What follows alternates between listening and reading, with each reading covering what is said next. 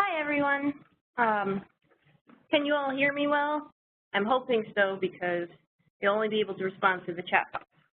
So today, I'd like to welcome you all for our first part of our four-part webinar series, Sustainable Shorelines Designs from Long Island to Lake Erie. This one will be on the Hudson River working shorelines and techniques. This is a project of the Hudson River National Estuarine Research Reserve and the Hudson River Sustainable Shorelines Project. So I just want to go over some webinar ground rules while we're waiting for more people to sign on. Please have your phones muted. You're already muted once you get into the webinar, but in case we ask for questions from everyone, we want phones muted. So use the chat function to ask questions as they come to mind and send those questions directly to the host. The chat function is on the right side of your screen. Please take the survey that will pop up after the webinar is finished. This goes along with the survey that you filled out before the webinar. Be aware that this webinar is being recorded. We're going to upload it onto our website later on in the week, so you can share it and view it again. And if you're participating as a group, and if you would like professional development hour credits, please send the names and email addresses of everyone in your group to me at sarah.lapuma@dec.ny.gov. Today, we'll be focusing on successful example sites in the Hudson River and related research. After I'm done speaking, Emily Hauser, Estuary Training Program Manager at the Hudson River National Estuarine Research Reserve, will be doing an overview of the Hudson River Sustainable Shorelines Project. Then Sven Hoger of Creative Habitat Corporation will be speaking on his designs and implementation of 2 sustainable shoreline sites that are vigorously healthy right now. And John Miller will be explaining his research through the Stevens Institute of Technology, evaluating living shorelines. In between each guest speaker, there will be time for questions and answers. At the end, as I'll remind you that there is a host survey that will pop up. Don't exit out of it, and fill out the questions so we know how we did. The objective of this whole entire series is for participants to be aware of the range of options available for nature-based shoreline designs and related tools and research below our example sites. We're hoping that you'll be able to attend all 4 of the webinars in our series. Our guest speakers will be going over incredible projects and research over a wide range of environmental conditions and human uses.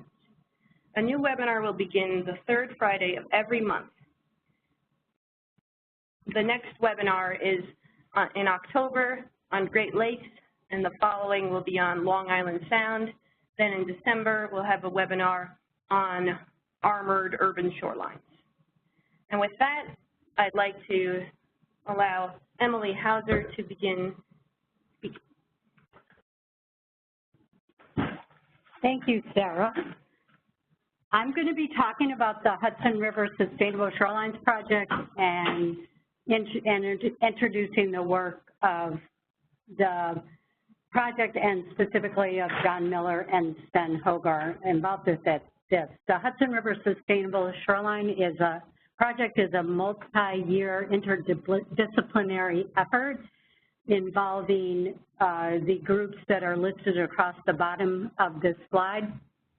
We are funded by NOAA through the National Estuarine Research Reserve Science Collaborative, and we are here to promote choices that preserve or enhance ecology and shoreline benefits while meeting engineering needs in a changing climate.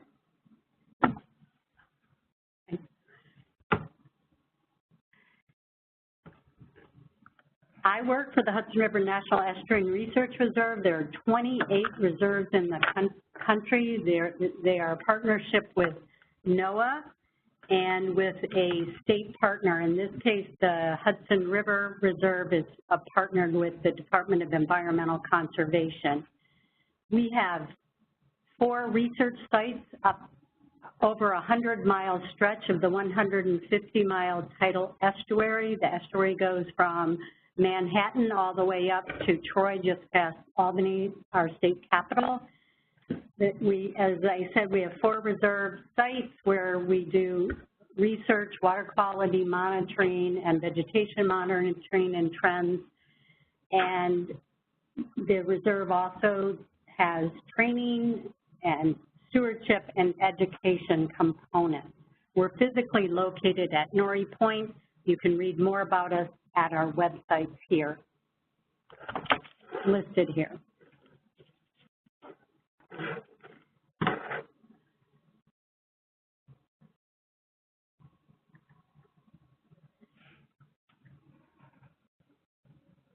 Sustainable shorelines have many terms. There are, and this is, they're changing, they seem to be changing quite often. There is a lot of interest in nature-based shoreline protection, including in New York State. In 2014, the Community Risk and Resiliency Act was passed, which calls for guidance on using natural resources and natural processes to reduce risk and enhance resiliency. And nature-based shoreline protection is part of that, using those kind of nature-based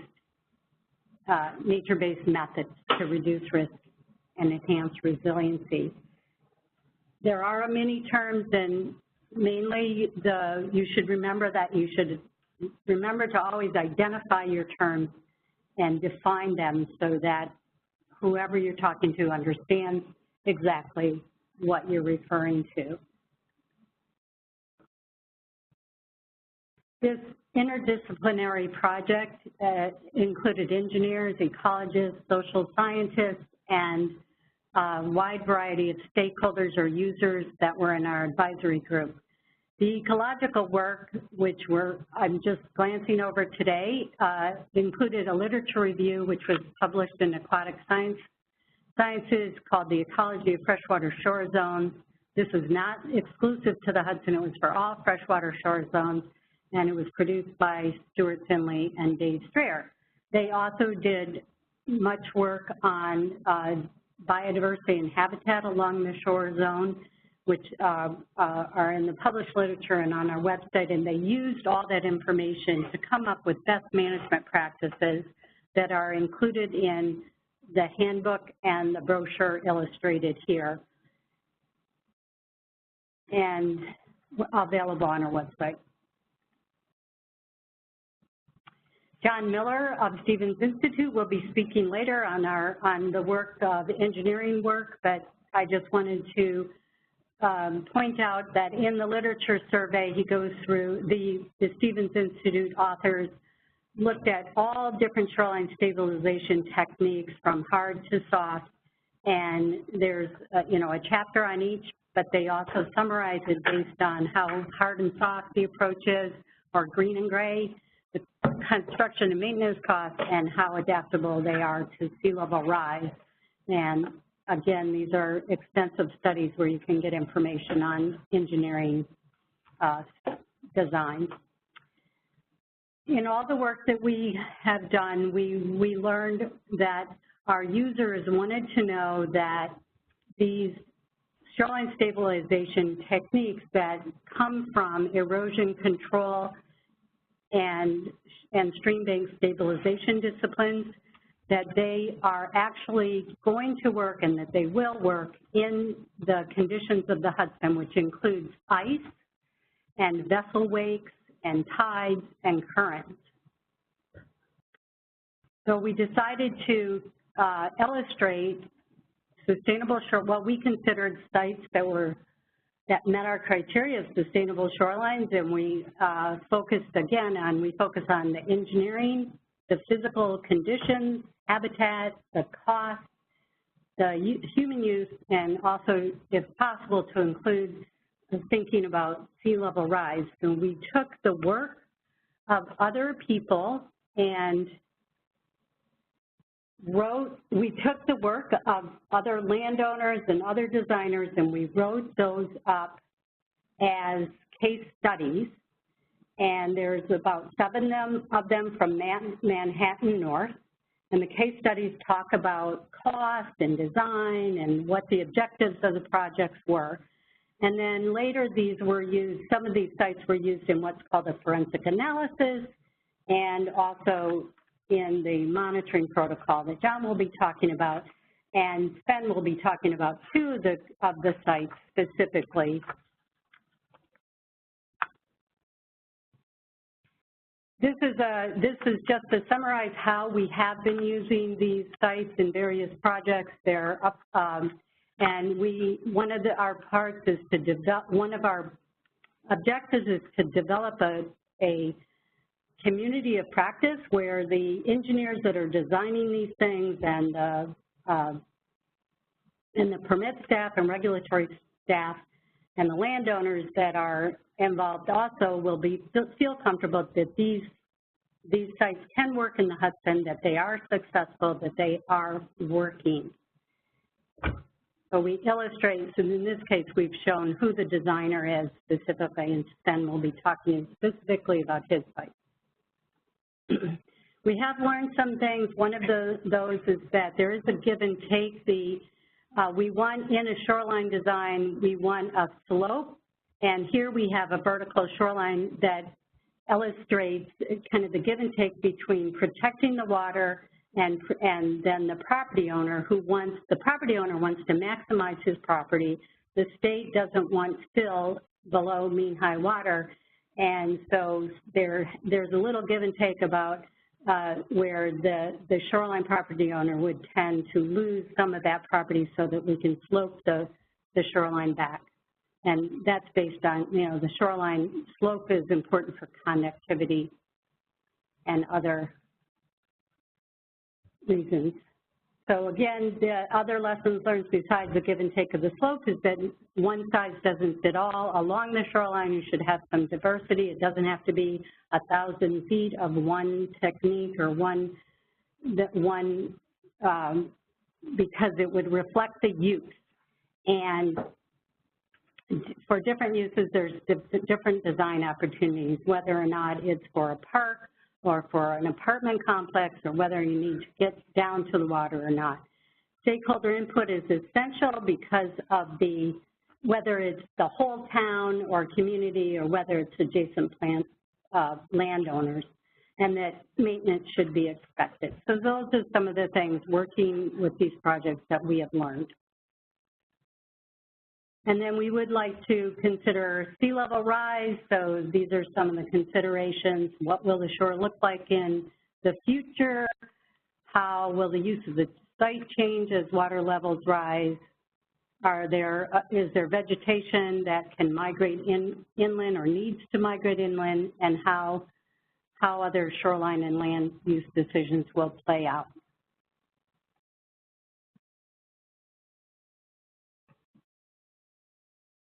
We consider our site one of several that we know of, and we want just to say that you can find other national demonstration site networks, that SAGE or the Virginia Institute of Marine Sciences or the Living Shorelines, and we also, besides the work that we've done in the Hudson River Sustainable Shorelines, you can look on our website to find what else is going on in other parts of the country. And I would like to thank all the designers, landowners, and funders and of the Hudson River Sustainable Shoreline Project demonstration sites and all the people that are on our advisory committee. Again, we are trying to show that these things work on the ground, that they're successful, and to develop a community of practice so that people can share their information and lessons learned.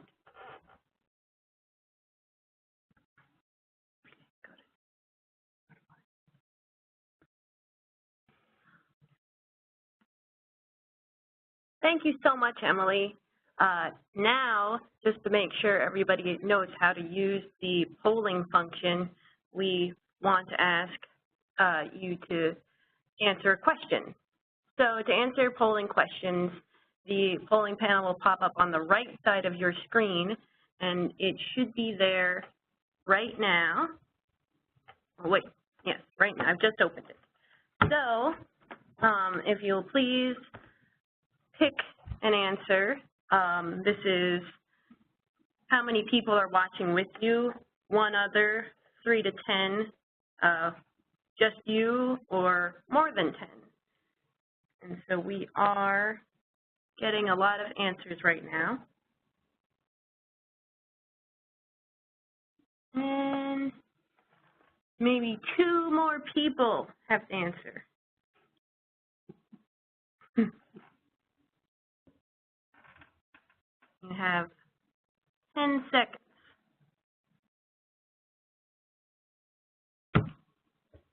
We're using these polls to make sure everybody is paying attention and is engaged in the webinar.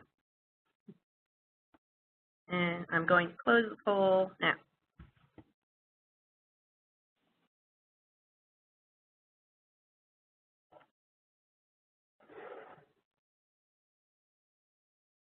So it looks like so far as I can see, most people, 30, chose just you.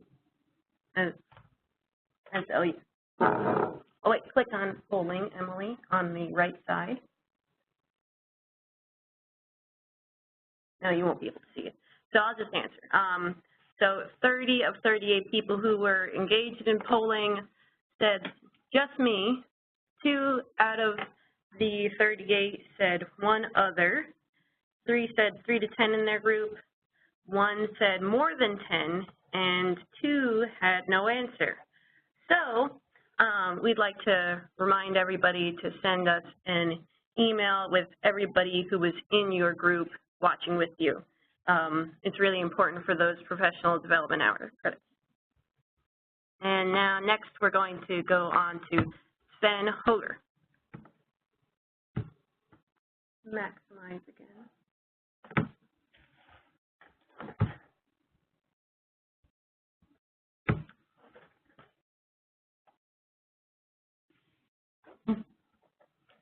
And wait.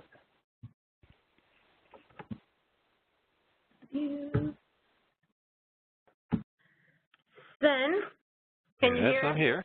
Okay. I can hear you. So would you like to start with Habershaw? Yes, please. Okay. Go right ahead. You are able to move the slides. How do I do that? You press the arrow, escape out, and press the arrow. Yeah. Let me try that. Doesn't work. Are you sure, Sven? Oh, yes. On arrow doesn't work. Did you try going down, pulling on the pull down button? You'll see you're on slide 1. Oh, okay. I see what I'm doing. So, let me get to this now. I have to go there, and you want me to go to this thing? No? No, it says. Oh, there. Okay. Let's try this one. Let's try that one. Ha. No. No. Sorry, no. everyone. It's the one. It's the one that says Sven Hoger on it. At the very top, there's a little pull-down thing, and then there's numbers. Okay. And you have to hit one. Okay, okay. Now I got it. All right. Sorry about that. Well, everybody, good morning or good afternoon or whatever it is in your time zone. These particular projects, there are 2 different ones. One in the lower Hudson, about 18.5 miles away from the Battery Park tip of Manhattan. That's where we're counting the miles of the Hudson River miles. It is in the brackish zone. Brackish meaning a mix of salt and fresh water. Notoriously difficult to restore those kind of sites. Let me see. I have to click here, I guess. Let's see if that works. Good. We had a project about 13 years ago. We got a request, or 14 years ago, early 2000s. We got a request from the county of Westchester, where we're located, just north of New York City. And as you can see in this photo, where the orange, I guess that's a silk curtain that's hanging there or lying there on the ground. Where that is, you can see in front of it, between that and the machine, you can see some which looks like concrete patties, and that's really what this is. This site was basically a dumping ground for concrete trucks that unloaded their liquid load before it hardened up in them and just kind of backed up to the Hudson and reclaimed land that way. And it's way before regulations happened, but it's been there for quite a while, decades.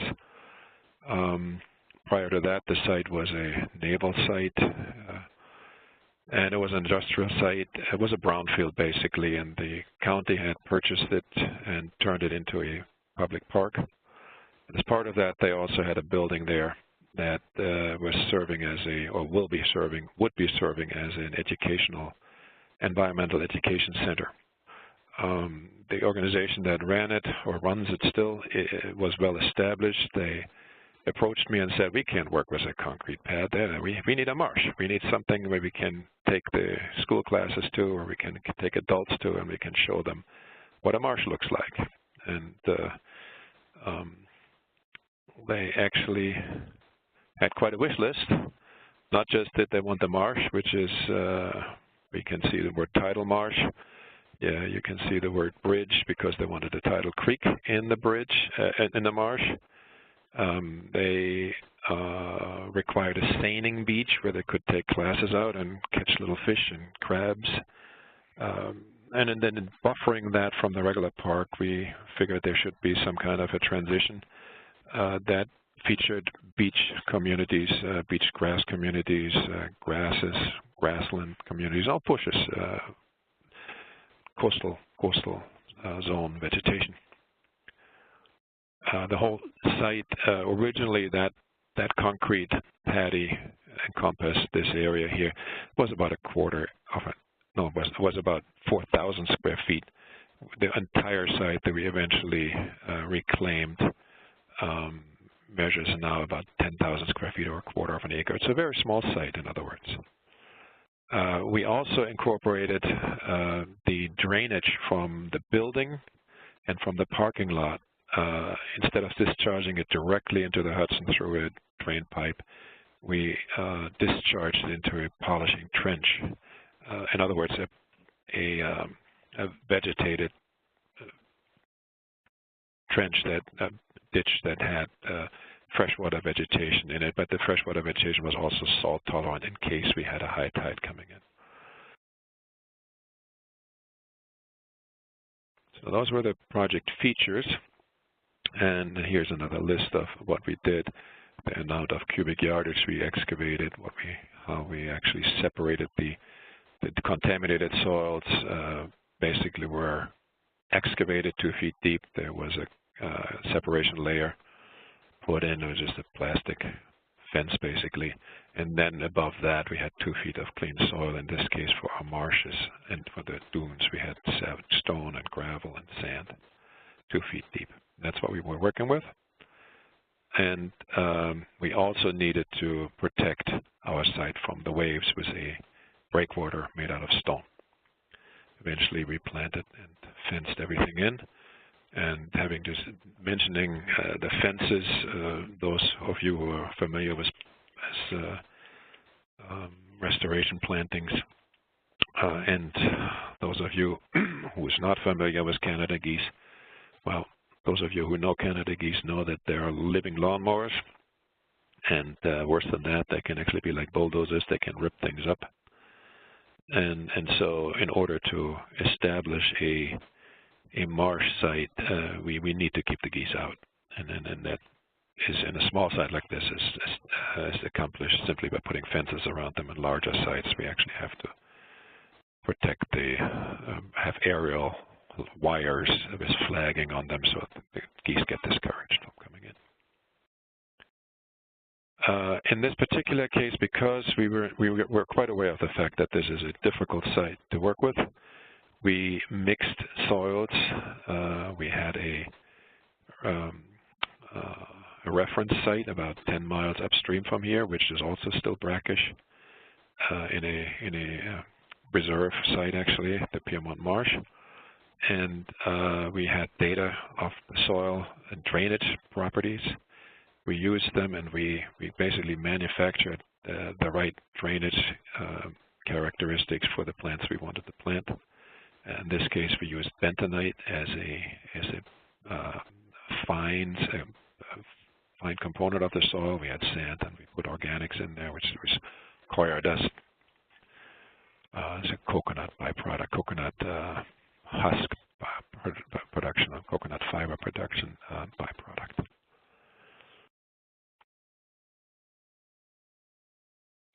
You can see here, as we planted it in 2004, those plants are kind of sparse and small. I don't know if you recall the first photo, but you saw from that they grew quite a bit. Now, I think very important to notice is that maintenance on a small site like this, site that really doesn't have any vegetation on the shoreline. I mean, this is all bulkheaded from that site down to Manhattan, and the opposite side of the Hudson has a railroad going there with lots of riprap. Very, very little vegetation, high pressure from especially geese. They love anything that's green. They try to focus on it, but also other animals, birds, crabs, fish, and unfortunately also debris. This site collects debris like nothing else. There is, in the background, you see the building. That's the educational building. And they have volunteers. They regularly just go into the marsh and take the debris out, the wooden debris that comes down from upstate New York. We take it out. We also, and there's a little, I guess, in the forensic analysis, it was also noted, but we did not choose the right size of stone for the breakwater. At least part of it wasn't sized correctly. And so we had to go back in and actually reclaim or reconstruct the breakwater, which wasn't so easy because we couldn't just drive machinery in there anymore and dump big stones. So we made do with what we got, the smaller stone we had, and we wrapped them into a netting, and that works fine. We also had to do a few replacement plantings. That happens in just about every site, and it's not a major mention. Just to summarize this, we of course complied with the order on consent that was part of the reason why this was built. We kept the brownfield. We created public access, which, by the way, is very highly appreciated in this urban area of Yonkers. But we also created an outdoor classroom, which is very successful. This was a demonstration site in true meaning of the word. There weren't any, and there still aren't any marshes around there anywhere. We have a few now being built in Manhattan and Brooklyn, but very small sites and not in the same context. And the marsh functions. It functions correctly. It functions like a marsh. We had very little problems with the ecological function. And we actually attracted an awful lot of wildlife. Luckily, this is a study site for the Beasac Environmental Center, so they have constantly, they catch little fish and crabs, and they observe the birds, and you have a whole list of them here. It's definitely a magnet for wildlife on an otherwise fairly barren shoreline. You can see a lot more detail about the cost, who actually funded this. There were grants involved. There are more construction details in there, sizes, those kind of things, and it's available on the Hudson River National Estuarine Research Reserve website. Now, Sarah and Emily, do you want me to take questions right now, or do we want to take questions after this next presentation? We'll probably have you go along with your next presentation. Okay. And I'm clicking on this other one, yeah? Okay. Oh, and everyone, don't forget to ask questions on the chat box. Anything that comes to mind to ask Sven. He's very knowledgeable about these projects he's worked so hard on. So this second project is called the Esopus Meadows Preserve, or the Water Trail, Greenway Water Trail site. It's essentially a stop over for canoeists and kayakers who go up and down the Hudson. So have a place to rest. There's a picnic table there. There's a toilet there, and you bring your own provisions. You carry in and carry out. You don't pollute the site. The site is located 80 some miles upstream from the Battery, from Manhattan, and it is a rather wide section of the Hudson. It's about 3/4 of a mile wide still up there. The fetch, or how the wind can blow in onto the Hudson, is 1.5 miles from the northeast, but 6.5 miles from the south. So if you get a good south wind, you actually get some waves whipping up there.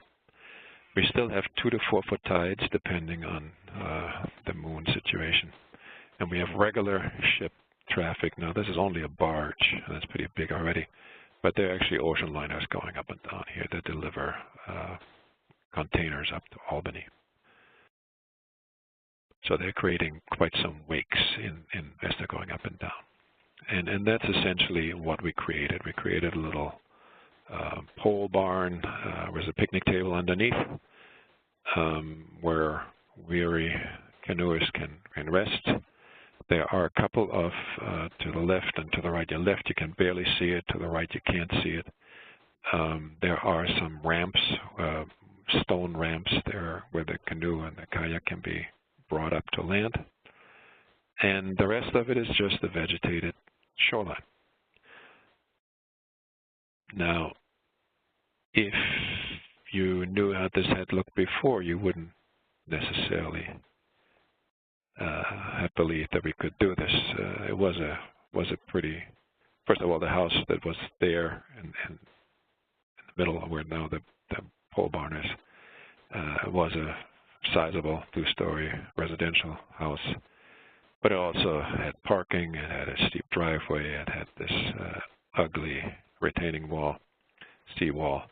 You can see 6 foot high, 125 foot long. And we basically worked this 200-foot stretch of coastline there.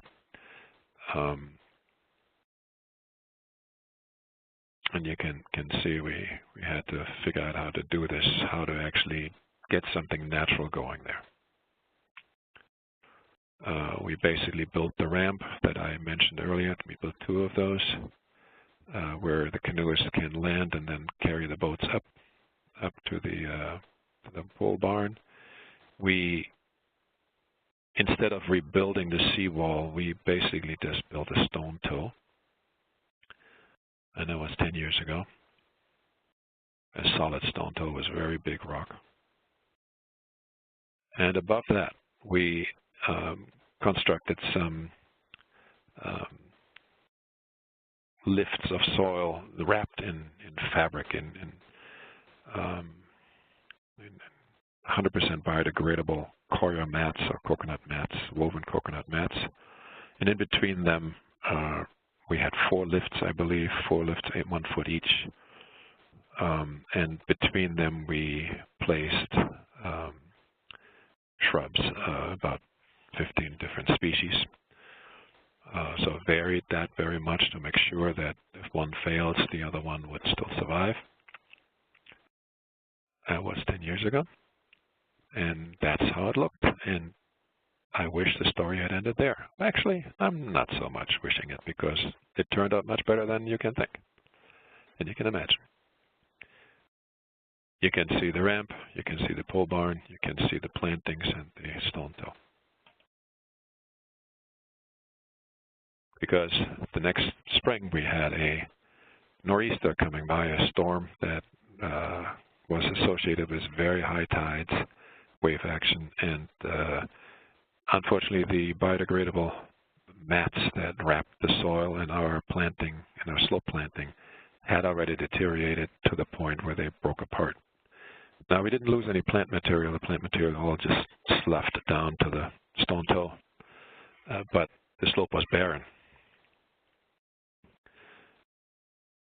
And with some volunteer work, some input from the property owner, monetary input from the property owner, and from donations of plant material, we actually reestablished that slope, put another biodegradable mat on top of it, staked it with live stakes, which are basically cut pieces of branches that you stick in the ground at the right time of year. Let's see. Next year, a year later, the slope looked green again, and it was very well vegetated. The shrubs were already 2 or 3 feet tall, the ones that from the live stakes. And that's really the first photo you saw. But then 4 years later came Sandy. And now that's why I'm saying it's a good thing we did restore the slope. You can see Sandy came all the way up to the pole barn, basically, with its tide elevation. Tremendous flooding, 7 feet above mean high tide. And you can see there was not one little bit of damage. It's difficult to, you can't walk out into Hudson and show it straight on. I don't have a boat there. But you can see there's a visitor with his dog. The site is pretty much undisturbed, and you can see the kind of the log that's there still. That was a few days after Sandy. And the log had floated in. So the site was not damaged at all.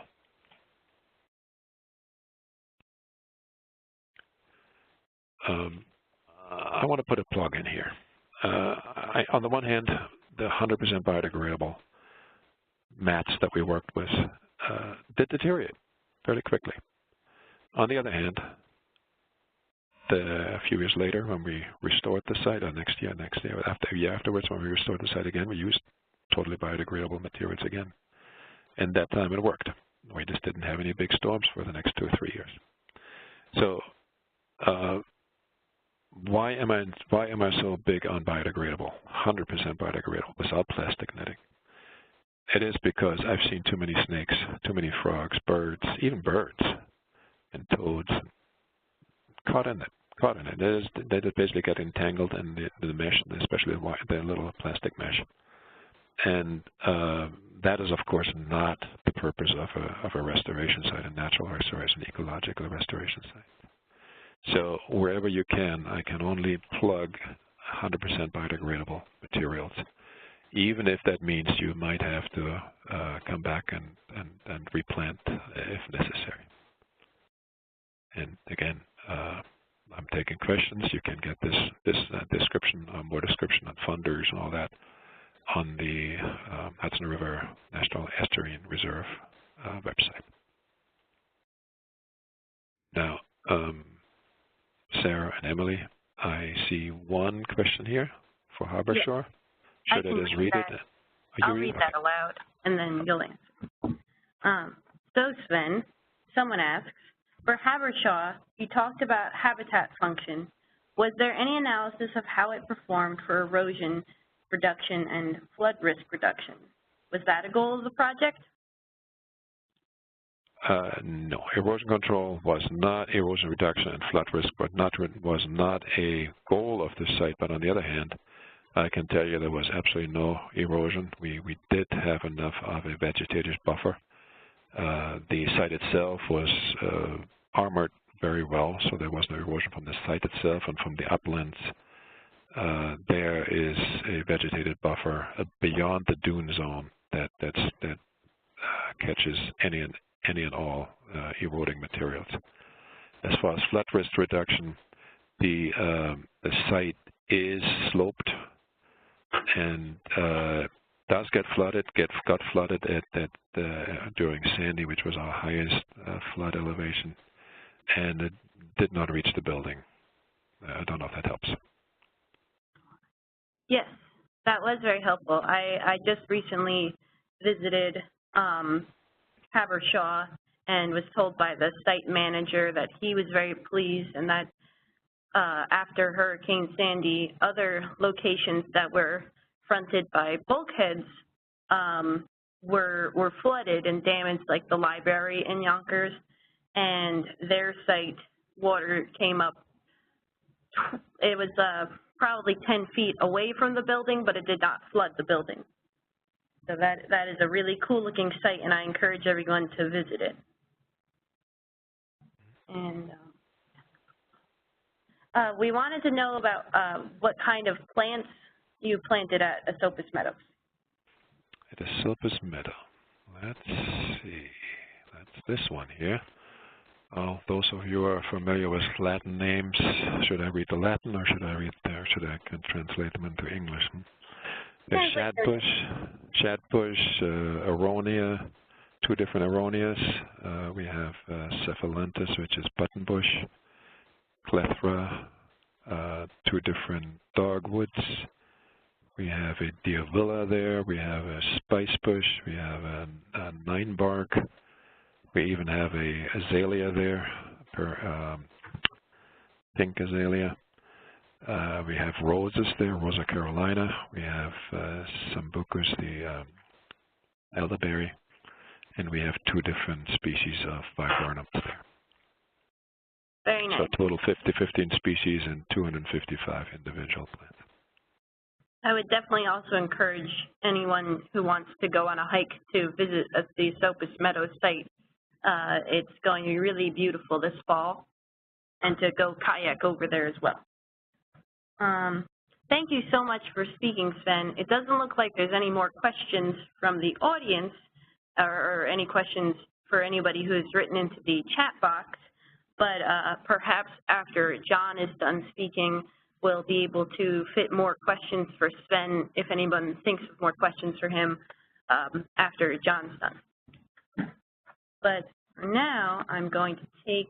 Can I quickly get one more word in? Even though it's not a question. It's not a question, but I'm an ecologist. I specialize on natural restoration sites and natural restoration in any way, shape, or form, from the salt marsh to the fresh water to the upland to stream banks, all those. I've been in business for quite a bit, for many years, decades, and over the years I've learned to appreciate that engineers can actually contribute to these projects.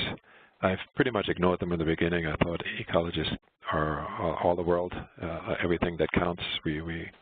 And of course I still believe that it's important that the ecology works, but sometimes engineers in their calculations and calculating stone sizes or velocities or wave heights can actually be very helpful. And while we didn't have much engineering put into these projects and future projects and projects I'm working on, we're actually working with engineers, and I think I can only encourage everybody to have a cooperation, if you want the natural shoreline, between ecologists and engineers. Oh, it does look like, Sven, we do have one more question for you. Mm-hmm. Was there any improvement in water quality observed at the sites as a result of the projects? Was water quality data collected before and after implementation? I honestly cannot say that I know that. You can, in the Esopus site, the second site where you saw the bricks in the water, that is, of course, not desirable. That no longer happens. They were all, the wall was removed. The man-made materials there being carted off. And actually, there were water quality issues that we didn't know about beforehand. In both sites, there were contaminants that we didn't anticipate. On the one, in the Habershaw site, it was an ash dump that we had discovered that had to be excavated, and also an oil contamination. And at the building that was torn down in Esopus, we also found a leaking oil tank, so we had to deal with that. But as far as the sites themselves, they're really not they're not drainage sites, so to speak, with the exception of the polishing ditch at the Habershaw site, and that works beautifully. But I don't have any data on it. Emily has something to say about that. Okay, this is Emily Hauser. I did want to say that this is a large river, 150 miles. It's sometimes almost a mile wide. We have currents. And these sites, you know, we're really working hard on getting nature-based shoreline sites there, but they are only less than, say, 1,000 feet. So we wouldn't necessarily anticipate any kind of water quality that we could measure because it's just a tiny part of a very large system, unless it was something like turbidity where there's obviously reflection off of a bulkhead.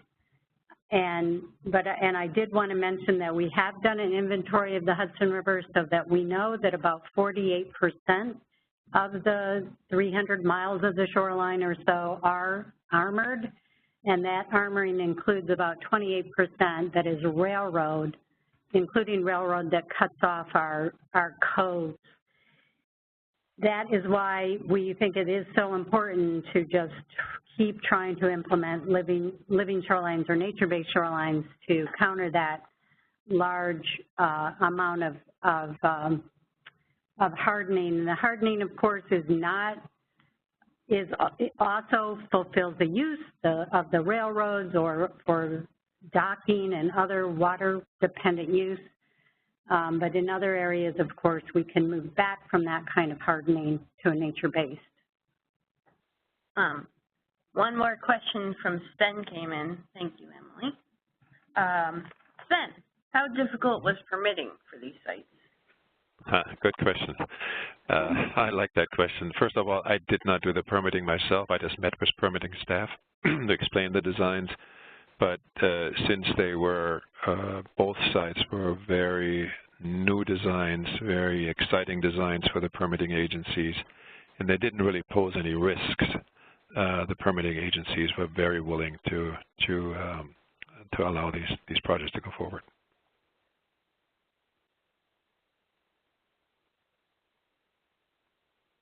Emily, do you have something else to say?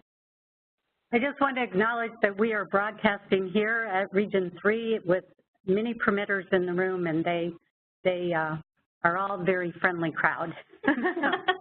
Also, we really appreciate what Sven said about working with engineers, and I think with the Hudson River Sustainable Shoreline Project, we all learned from each other, the engineers, ecologists, and others, and I think John will agree with that when he gets a chance to speak. Thank you. We're going to do 2 more poll questions in between Sven's question and answer session and John. And I'm going to make that poll live. Please rate the pace of this presentation so far. You could say frustratingly slow, slow, just right, fast, or frustratingly fast.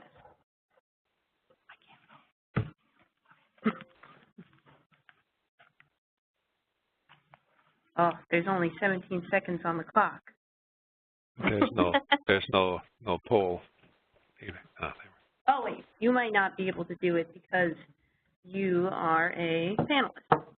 Yeah, but still, it didn't show up. Now it shows up. Oh, good. Ah, we're all done. Oh, congratulations, Sven. Everyone said it was just right. Good audience. I like you. Yeah, very nice folks. And one more question for Sven before we go on to John Miller. What salt-tolerant freshwater plants were used at the Habershaw Park site? Good, very good question. Let me just bring up that list very quickly. We had the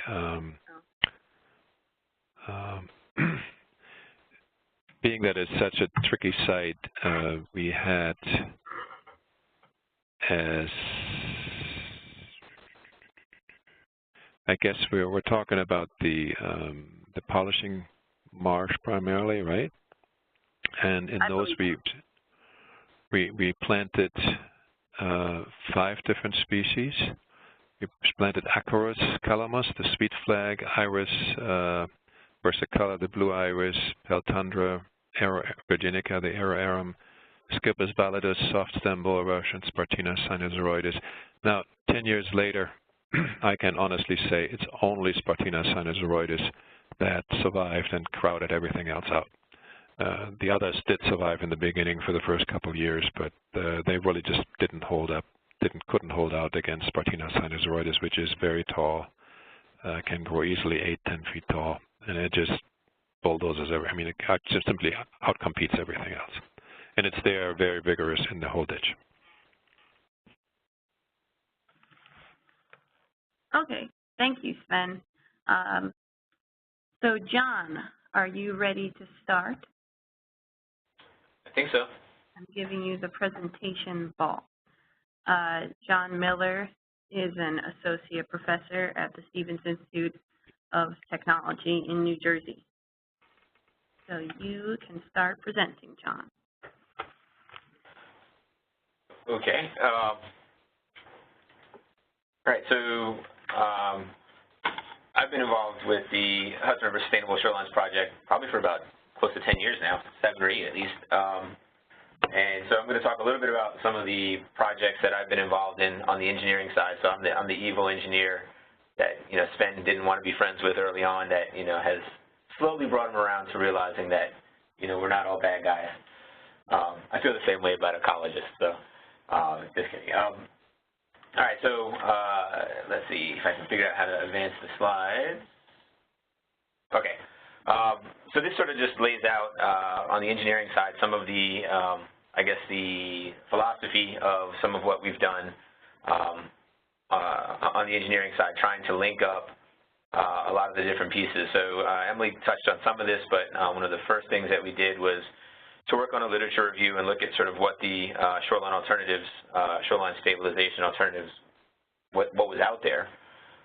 Again, when we started this, it was probably 7 or 8 years ago, it seems like. There wasn't a whole lot of information, particularly about, what would necessarily work in the Northeast.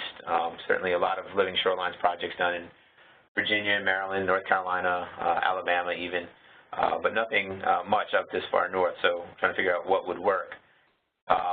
Then we moved on once we figured out sort of what the options were. We wanted to try to come to an understanding of what might work where, recognizing that the Hudson is, certainly more than a little stream, certainly different dynamically than, some of the coastal bays that some of the living shorelines projects are typically applied in. So part of a phase 2 of our analysis was to understand the physical forces acting along the Hudson River. And so our modeling group led by Nikitas Georgis worked on a high-resolution numerical model, which basically looked at a full-year simulation of the conditions within the Hudson to get a sense of what the typical wave heights and current speeds and things like that were throughout the Hudson. And then, right about the time we were working on some of that, we happened to have 3 fairly historic storms in the Hudson. We had Irene, Lee, and then, of course, Sandy following that. And so we thought to ourselves, this is a great opportunity to try to evaluate or understand, what happened to different shorelines along the Hudson. So we came with this idea of doing a forensic analysis where we would look at a series of projects and see how they performed and try to come to an understanding of what the critical factors were for the projects that performed well. And then currently, one of the shortcomings we identified in that forensic analysis was there was a lack of monitoring up until or before the storms occurred. So our beginning condition was sort of an unknown. So all we saw were the effects, and we didn't really know too much about how the projects were performing prior to the storm. So started work on this monitoring protocol, which is an attempt to try to assess or evaluate in a consistent way shorelines, so that we do have that sort of background or baseline data, so we can do better comparisons in the future. And ultimately, sort of the goal of all this is to try to take the information that we glean from all these different analyses and pull them back into a set of design guidelines. And I know there are various versions of various types of design guidelines out there, and I think there's room for a lot of improvement, particularly we try to apply projects in the Northeast where we have factors like ice. Sven mentioned wakes as well, that, are a little bit different up here in the Northeast than in other areas of the country. So how do we roll that back into design guidance? So I'm going to focus on the three bold-faced topics mainly. Start with a brief discussion of our forensic analysis. The actual forensic analysis, and most of what I'm going to talk about, is actually available online on the NEAR site. Try to provide web links wherever possible. Happy to share the presentation, of course. So here's an example of a site. This one's actually not in the Hudson. This was actually a site along the East River. This was the Oak Point site. You see a marsh or a system that had been restored prior to Sandy. Unfortunately, I believe the project was completed, I want to say 6 months prior to the occurrence of Sandy. The right-hand picture is what happened during Sandy. So we see lots of debris, we see lots of scouring of the slope, and there were a number of, the intent of our forensic analysis try to identify or pinpoint, what are the factors that cause this site to perform poorly, while others, some of the ones that Sven mentioned, actually perform much better. So the overall objective was not to count, what worked and what didn't work. First of all, we don't have enough sites to do a real thorough statistical analysis of whether or not these sites all work or don't work. So what we wanted to do is closer look at 6 sites, but try to understand them in a little bit more detail and come up with those critical factors that lead to the success or failure of those sites. We looked at a total of 6 sites. You see them on the map here on the right-hand side, ranging from Coxsackie all the way up in up by the northern part of the Hudson, all the way down to most of the sites were on the Hudson. We did look at Irvington, the Sopus Meadows that Sven talked about, and Haversham Park. There were 2 sites that we also looked at in the East River, in the Bronx, Hunts Point, and Oak Point. The evidence that we used to try to develop or to come to our conclusions was really a mixture of what was available. Different sites we had different access to data. Working with Sven was great because we had access to basically whatever we wanted, pictures, design conditions, those types of things. A little bit less access to some of the other information for some of the other sites. But generally, we had some sense of the shoreline history, photographs, anecdotal evidence. Google Earth and historic aerials are 2 sites we use all the time. It's great to kind of see sort of what's happened at a site throughout time, compare that to what was experienced during these big storms. We had some data, some engineering data, and some drawings, again, varied from site to site depending on the level of cooperation we were able to garner from the parties responsible for designing those sites. But generally, overall, it's pretty good. Because we had just finished our physical forces modeling work, we actually we leaned on that a little bit, and we actually did a hindcast for the 3 historic storms, and we were able to take a look at how the conditions during those storms compared to not only to we'll call the typical climate or typical conditions within the Hudson, but we were also able to compare it to some other factors. One of the things that's not mentioned here is we did at one point do a wake analysis along the Hudson, and it's quite interesting to see how some of the hindcast storm conditions compare to the types of wakes that we would see on a much more consistent basis, and I'll talk about that on the next slide. And then we had, of course, photos and surveys from after the storm. We actually went out and looked at all the sites. And again, as I mentioned in the previous slide, one of the previous slides is that one of the things that the analysis suffered from is a true lack of pre-storm information, which ultimately led into sort of the next phase of our work along the Hudson, which I'll talk a little bit more about later. But this slide basically just gives you an example of the types of things we were looking at. Everything from pictures and photographs to some of the engineering design drawings, in some cases some of the calculations behind those designs. And then the 2 plots that you see, one is actually a plot of our wave heights during Sandy at Coxsackie, and the other is water elevation during Irene and Lee at the same site.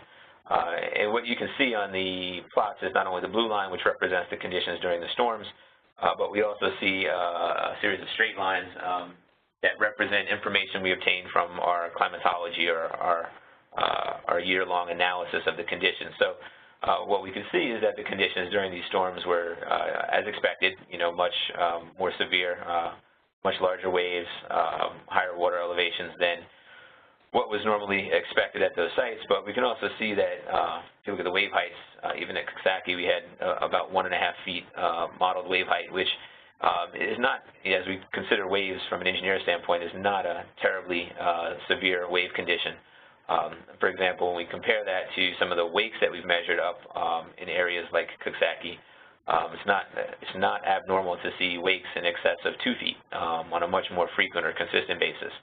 So that gives us some indication that certainly when it comes to design of potentially living shorelines projects, wakes might be at least as important a factor as wind waves in many cases.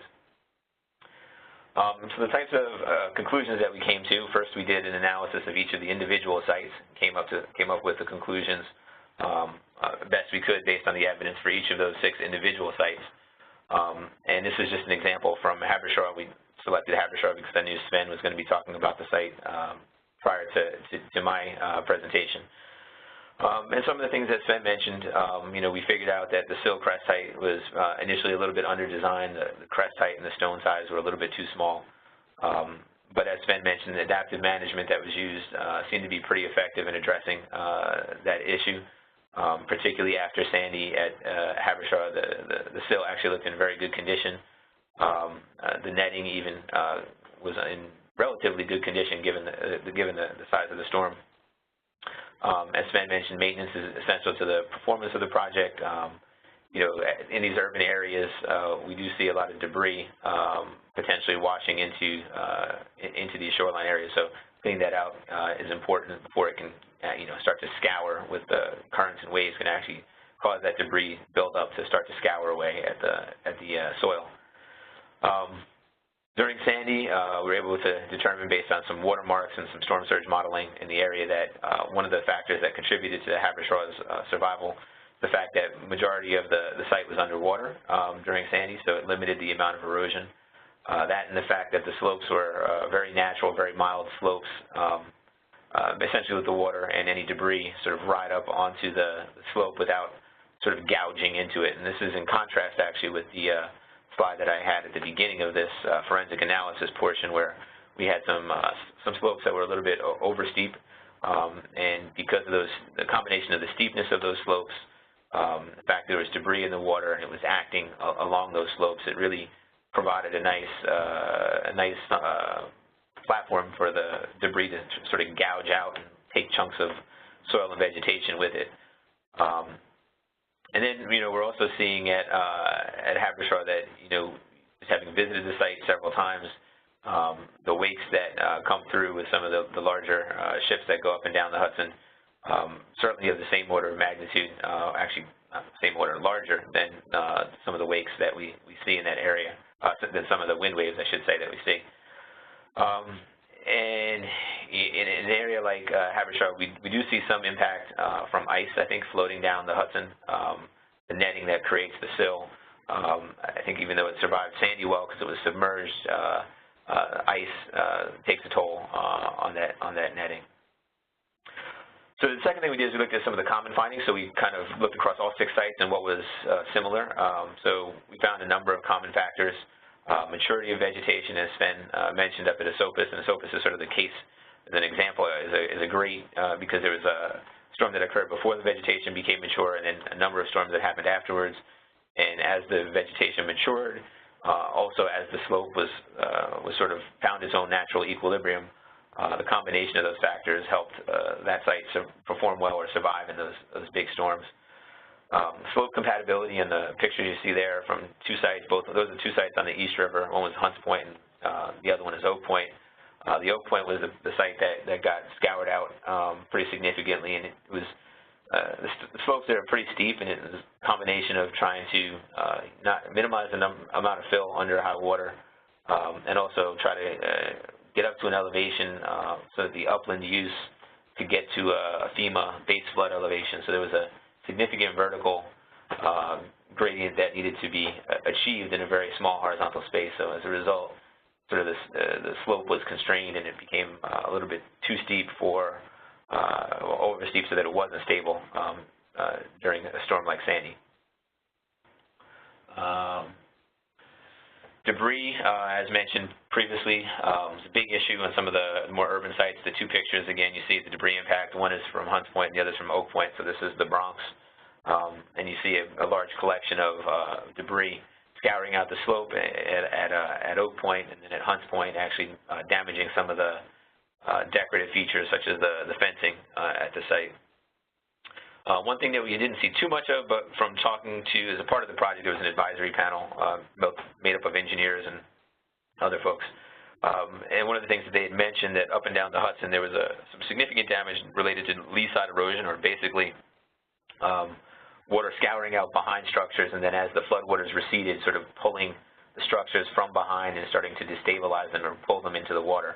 And we did see, again, none of our forensic analysis sites necessarily saw that, but we did hear other evidence of that, so we included it as part of our conclusions, because we did realize that that was a problem. Maintenance management and stone sizing, as Sven alluded to earlier, the Harris River site was just one of a couple of different sites where we saw that that's sort of a problem. You know, sometimes the engineers do know what they're talking about in terms of sizing stones.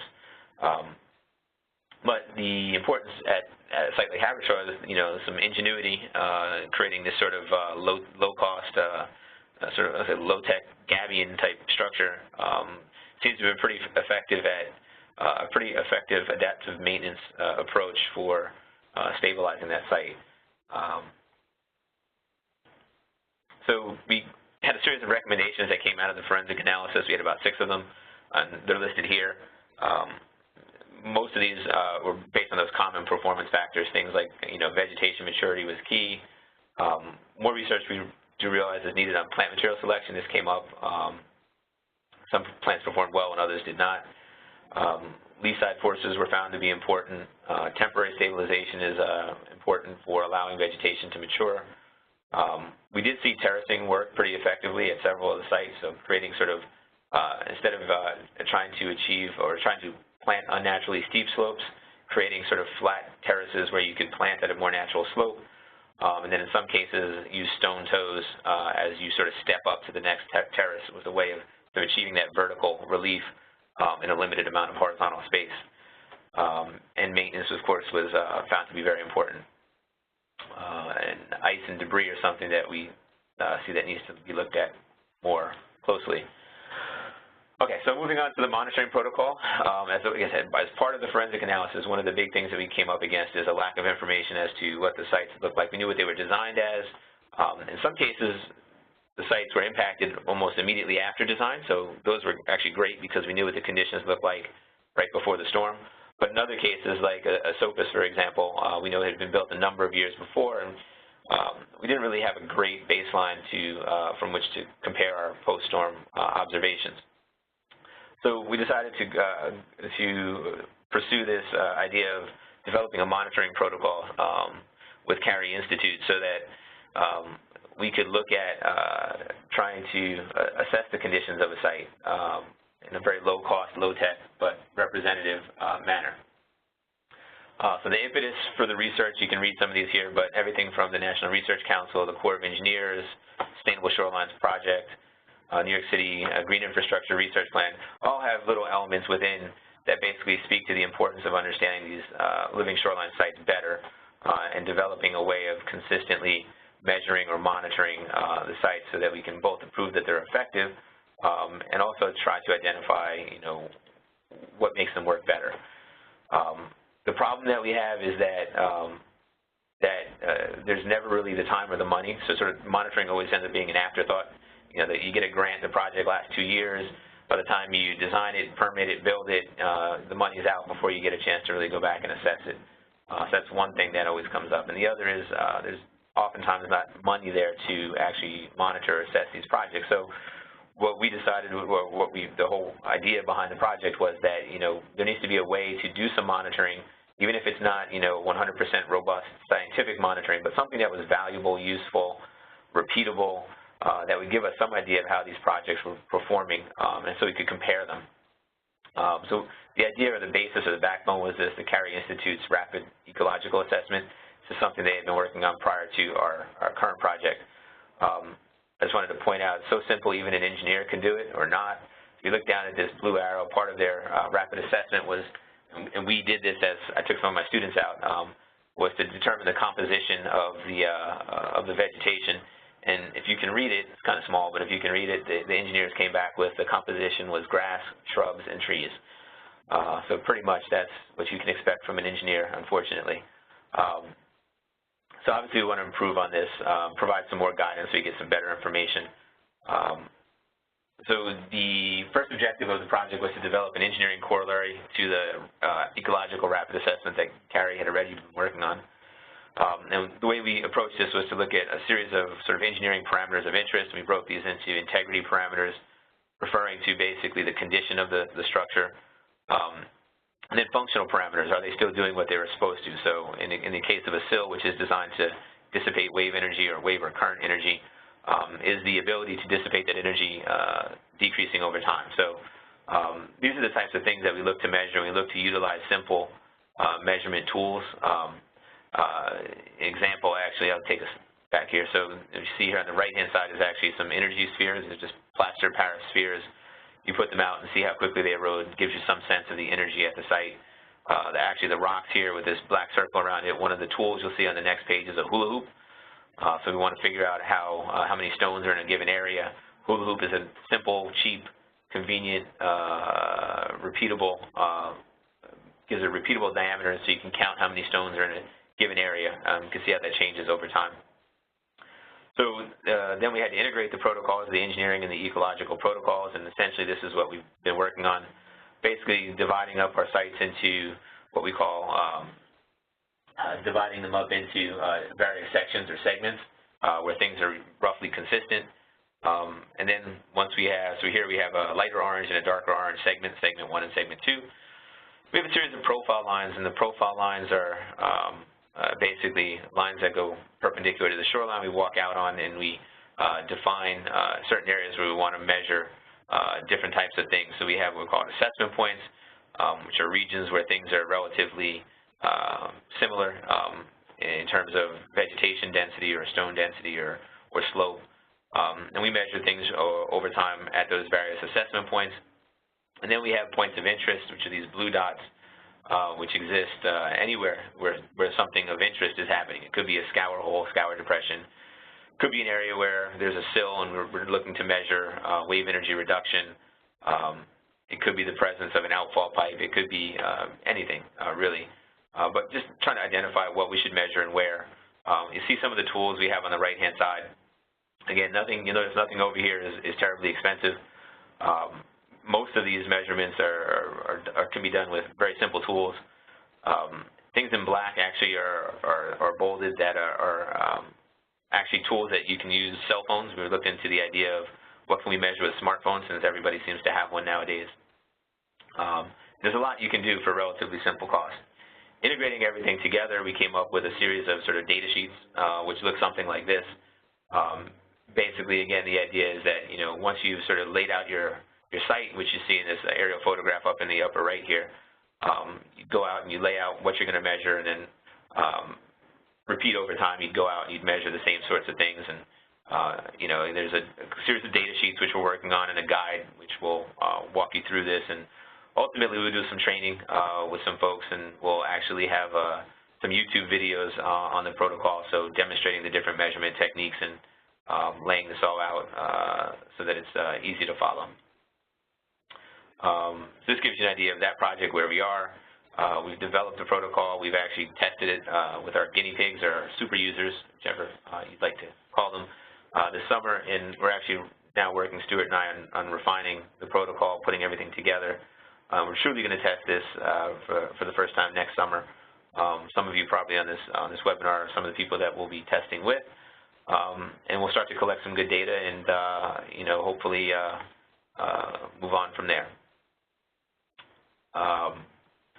So the whole ultimate goal of this is to link everything back to design guidance. And this slide is one example of design guidance. Design guidance varies from very basic qualitative descriptions of what you should do in different situations to, in some cases, some more quantitative information. And the challenge here is that, stream restoration has been done, for quite some time. Coastal engineers have been doing shore protection for quite some time. Ecologists have been working along shorelines for quite some time.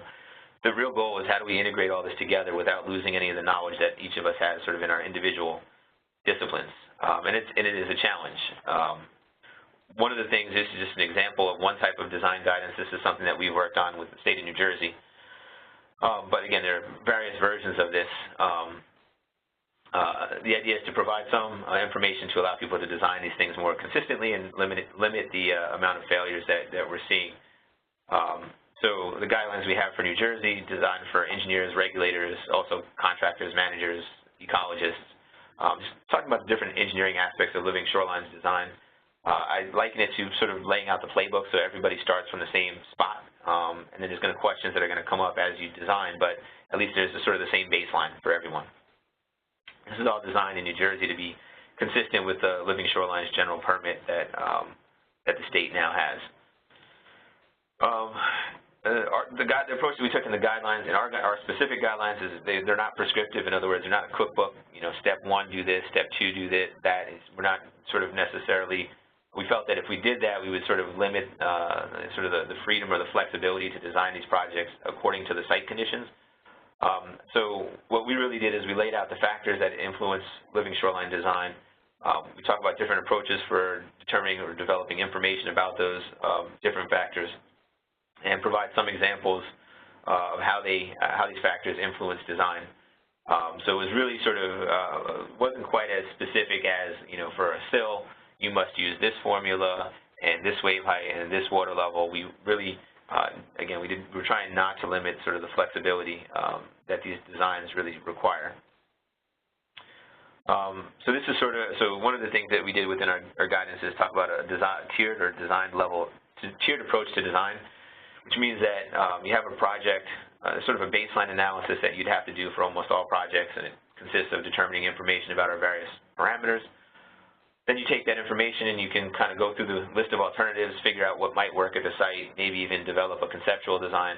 But typically before you would go to a final design, you'd have to go back and do a higher level of analysis on some of the more important parameters. We didn't just leave sort of out in the dark on that. What we did is we actually do provide some guidance as to what types of projects might work in what conditions. So we have two tables in the guidance. The first table is actually the one in the background here. So we have 5 different project types, and we talk about what types of conditions they're most appropriate in. Things that are black and italicized are actually things that require a higher level of analysis for that specific project type. And then we separated out, actually, we have these qualitative descriptions in the first table and the second table that provide some quantitative estimates or bounds. The reason we actually separated it out was very much, you might think, what could have just put all this into one table? The reason we spread it out is actually we didn't want people to apply the numbers, the quantitative numbers as strict boundaries, recognizing that a lot of these numbers are need to be refined more. So they're more like, they're very much sort of flexible boundaries. They're sort of gray areas on the edges. And we felt by separating the two tables out that would sort of emphasize this so you wouldn't feel so hard and bound to the hard and fast numbers. TNC has actually worked with us on a project where they've taken some of this information and turned it into an online decision support tool for communities, developed it and rolled it into their Restoration Explorer, which basically takes GIS data on the parameters on the previous slide, takes that GIS data and compares the data from the GIS layers to the numbers in the table on the previous slide to get some estimate of what types of projects might work where. And that's ultimately the goal with the monitoring, is to kind of take what we're determining from monitoring and roll it back into improving the guidance in a table like the one that you saw in the New Jersey guidelines.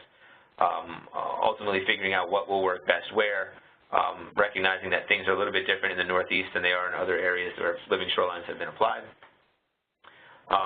So just a couple of conclusions based on sort of what we've done and sort of how our projects have gone so far. We've made a lot of strides in the last 8 years or so on this project in particular. But in living shorelines in general in the Northeast, it's certainly being talked about quite a lot more now. We've got quite a few projects either being constructed or about to be constructed in this area, which is great. I think one of the big critical takeaways is linking the monitoring back to design guidance is critical. We need to have a better idea from an engineer. I want to know more accurately what the conditions are, what's going to work where. You know, it makes engineers very uncomfortable to work with these very loose, flaky sort of numbers. We think it'll work for this wave height to this wave height, but we're not sure. So the more we can vet the numbers or the values that we can use for design, the better, more comfortable we feel as engineers. A lot of opportunity to do this. Big projects being built in this area. Lots of money coming in from various federal agencies after Sandy. One of the things I'm concerned about is that with these projects, there's not going to be either the projects aren't going to be long enough to get any good monitoring data in, or that there's not going to be enough money there to monitor these projects. So I have to figure out a way to do this, even if that money and the time isn't really there. One size doesn't fit all is a blessing and a curse. It's a blessing because you can innovate and try different things, but at the same time, that's not always possible given regulations that exist, and also, as engineers, one of the things we're concerned about is liability. So what happens if it fails, if it doesn't work, who's responsible, and how do we encourage innovation, but also recognize that there's a concern there if things fail. Wakes, as we start to move from harder structures to more softer approaches, things like wakes and ice and debris, which, I want to say not necessarily been ignored in engineering design, but they're less of a factor perhaps in some of the engineering designs that we've traditionally done. Now they may become more important. You get things like ice freezing around boulders and things and lifting them up and moving them away, currents transporting debris. These things are things that might require a second examination, or at least we have to look back at to see how they, what kind of role they're going to play. And I'll agree 100% with what Sven mentioned at the conclusion of his presentation.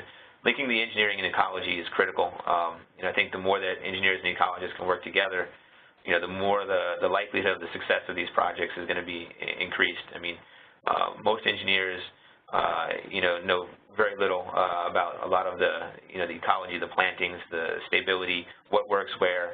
How critical it is to pin the high tide and the low tide lines for the growing conditions to be right. Those types of things are important for engineers to understand from ecologists. And as Sven mentioned with the stone sizes, things like that, engineers can certainly help out and minimize the need for some of the adaptive maintenance.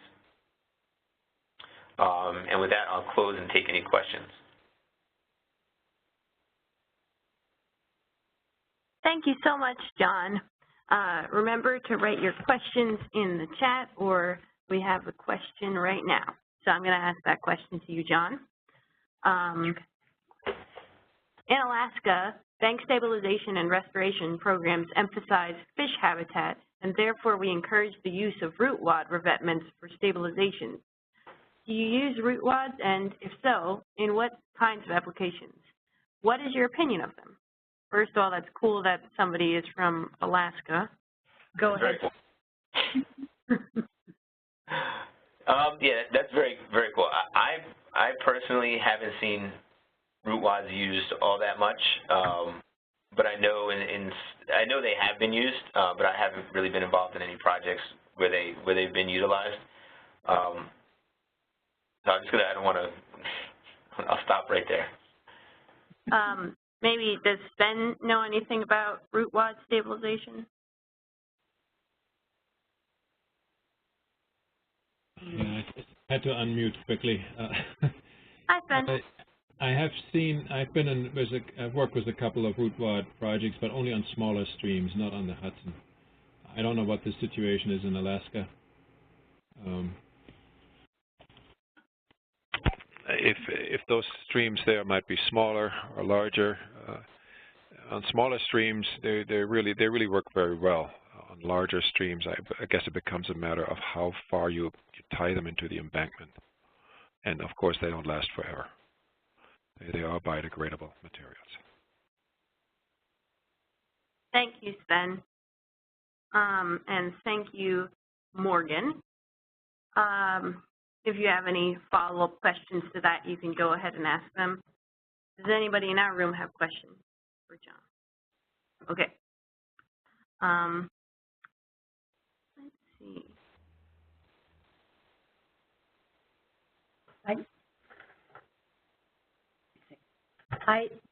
I believe in the webinar that we're going to have next time from the Great Lakes, there is some discussion of using logs in perpendicular to the shoreline for the ice to ride up on, but that is not what I believe a root wad is. But I would like to say that we plan on speaking on that next time. You could also write in the question box any suggestions for the following webinars that you would like to hear.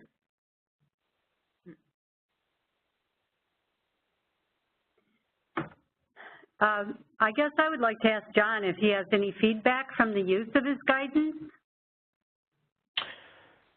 Yeah, I mean, well, nobody's come up to me and said it's awful. Let's put it that way. No, I have heard from people that are using it. I mean, the project was funded by the New Jersey DEP, and it was intended to be to work with their general permit. But I know of people using it out on Long Island.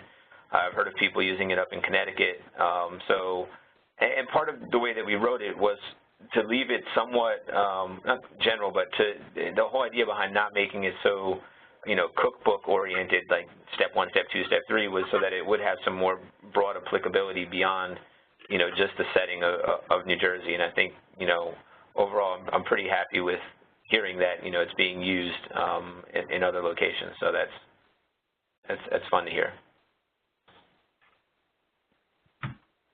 Yeah, I think one of the big things is, you know, and so I went into this project, and we did work with actually some consulting engineers on this, worked with actually several consulting engineers that, you know, had been doing coastal engineering projects for quite some time, and sort of come to the recognition that, you know, even these, you know, experienced coastal engineers, and I'm talking about guys with 25, 30 years of experience designing coastal projects, we're very sort of uncomfortable or unfamiliar with a lot of the ecological aspects. And you know, the whole idea of you know, when things grow and things move and it's more dynamic and it's you're relying on the growth to actually instill some of the structural rigidity into the projects like that.